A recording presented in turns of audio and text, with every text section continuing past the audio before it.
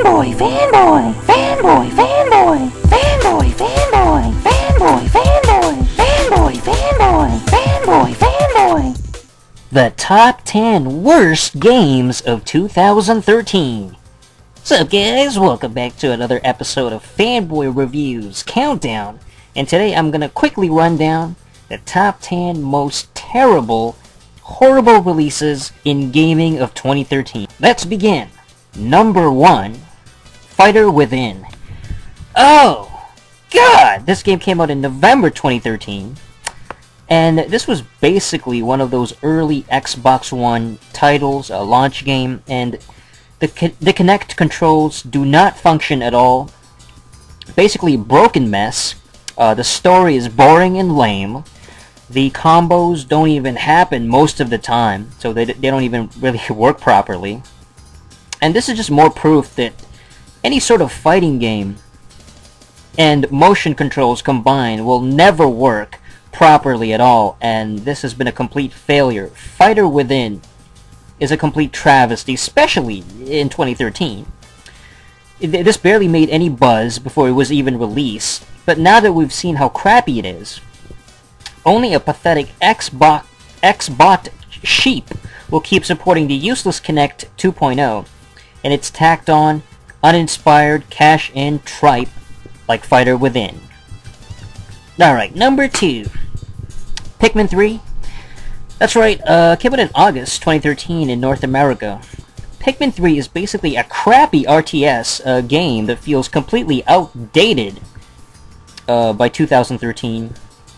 I mean, yeah, maybe on the GameCube it was fresh and different, and it was actually kind of innovative, but now, like 10 plus years later, it's just boring nonsense. The whistling thing, it sucks and doesn't even cover enough space. There's too much sensitivity with the whistle. Very frustrating to move around the stupid Pikmin creatures, especially during the loading times. And the flying Pikmin itself, it also just completely sucks. Doesn't add anything new or fresh or anything unique to the game. Pikmin 3, horrible release, very disappointing. Alright, number 3, Pokemon X. Alright, so Pokemon X came out in October of 2013. This was a 3DS Pokemon game. It just utterly sucked completely. The Pokemon is basically dead by 2013. I mean, I'm surprised it's even being released. The graphics completely suck for a current-gen portable game. I mean, the visuals are nothing compared to PS Vita graphics. Even though it's all supposed to be in 3D now. I mean, what a mess. The supposed so-called, new Pokemon, the new Pokemon characters, their designs look like crap compared to the old ones. If you ever played any of the older Pokemon. The one in this game looked horrible. There's nothing original about it. And it really just is more of the same tired garbage we've seen in the past, like, 15 years. If you want the superior version, just go get Pokemon Y. Way cooler legendary Yveltal. Way better than frickin' Xerneas or whatever the heck it's called. Alright, coming in at number 4, Metro Last Light. Oh! Man, Metro Last Light stinks. Came out in May 2013. This is a poorly made first-person horror shooter. The gameplay is far too linear.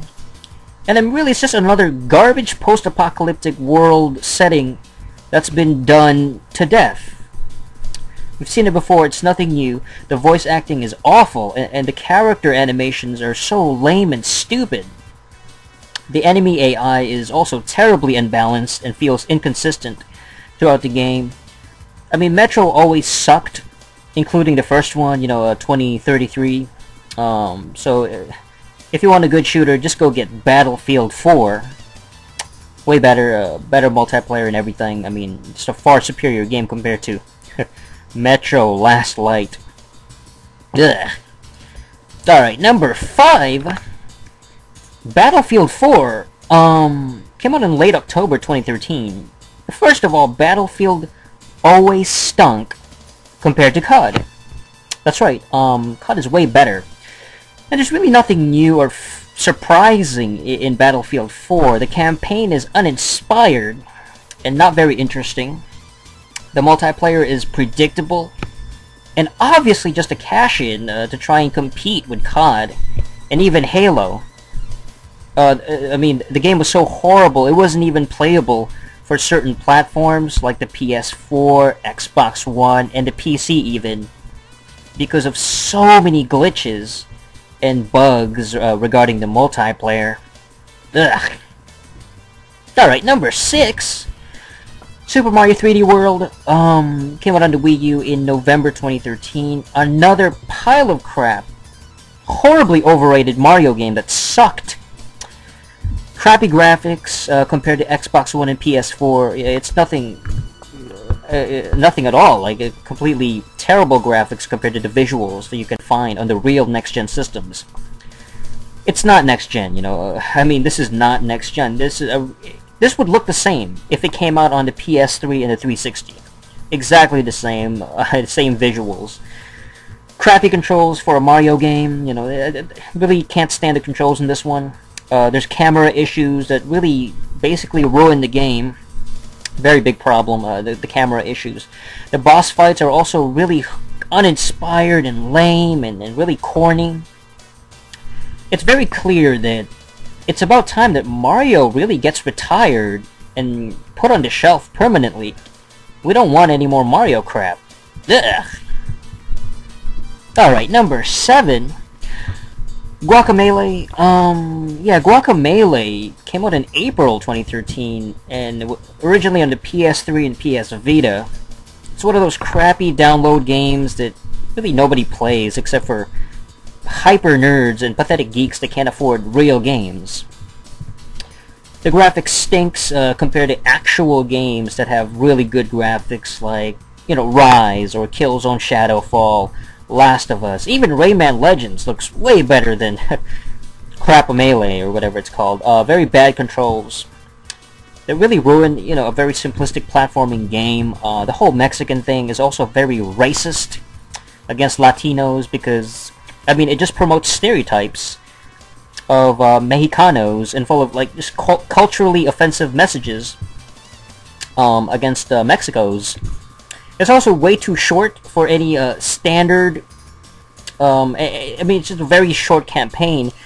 You'll barely like play through it and just breeze through it within like 5, maybe 6 hours. And I mean, you're better off playing an actual game with a real campaign, like you know, COD Ghosts or something like that. All right, coming in at number 8, The Last of Us. That's right. Came out in June 2013. This was another pretentious, overly dramatized garbage game for the very depressing library of the PS3. I mean, there's nothing cutting edge or innovative about The Crap of Us, considering it's way too linear. It feels more like a pseudo-interactive movie kind of thing. There's not enough enemy variety, and after a while, they all look the same and feel the same. It's too somber. Tries to take itself way too seriously, despite the completely ridiculous and unrealistic setting. It's another example of, you know, game developers trying to create the illusion that you're doing something more than you actually are. And all these pathetic Sony tards are just falling for it. It's really sad, actually. Coming in at number 9, Pokemon Y came out in October. Has garbage graphics to make the N64 look like PS7. I mean, there's flickering issues, frame rate drops, especially during the 3D effect kind of gimmick thing. Horrible rendering system, because really the 3DS is a really weak little handheld. It's not really next gen. It's more like a handheld GameCube kind of thing. So really, technology from 10 years ago on a handheld. I mean, there's nothing new or fresh. There's a serious game-killing bug. Like when you're trying to save, it has glitches, completely ruining the game. If you want the better game, just go get Pokemon X. Way better than Y. X has way better characters, better exclusive Pokemon. Just better. Alright, and finally, to round out this list of the top 10 worst of 2013, number 10, GTA 5. Ugh. Grand Theft Auto 5 is easily, it came out in September 2013, easily one of the most terrible games of all time. It's more of the same crap from previous games, except even worse, because now it's like a large world. You don't get to do anything, really. There's nothing to do. You can't go inside the buildings or anything. You have this very sexist attitude. It's a very sexist game towards males, against men. Because, at least the female characters and women get actual roles in the game. They get their proper, definitive roles, actual, it's like, okay, that's a woman, and that makes sense. She's working in this particular area, okay, that works. But the guys are always portrayed as very negative and very violent characters, and I think that's horrible. I mean, that's completely wrong. And then you have GTA Online, which is a piece of garbage that only morons got excited for. I mean, GTA Online was a complete fail, too. Nobody cares about GTA 5 after like a month. So that's pretty much it. I mean, these are the top 10 worst games of 2013. I mean, don't even bother to try and look for these games. Don't even get excited for them. They all stunk. None of it was impressive. 2013, one of the worst years in gaming. Especially with the launch of the new systems. I mean, complete, utter garbage. Every single platform had horrible games.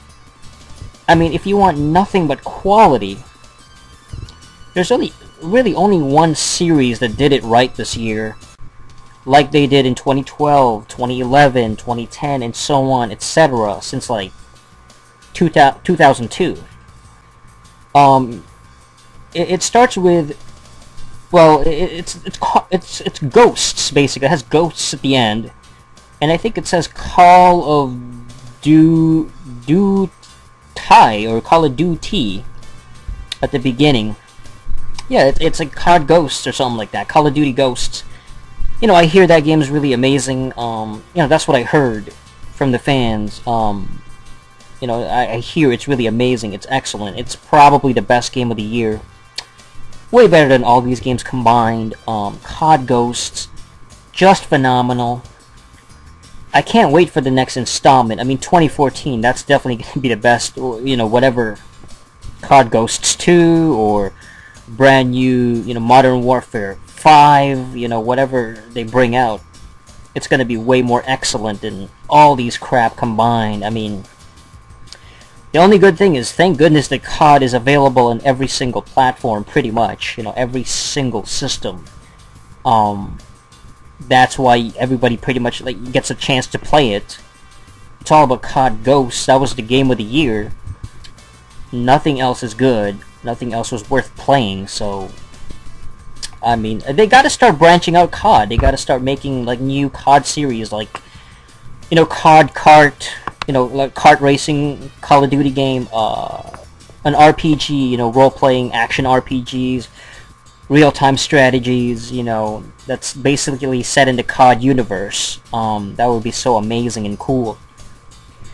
Instead of Pokemon, Nintendo should have Codamon, or Pokecod, where they have the COD characters, but it's set in the Pokemon style, the top-down point of view, or well, I guess this time it's 3D.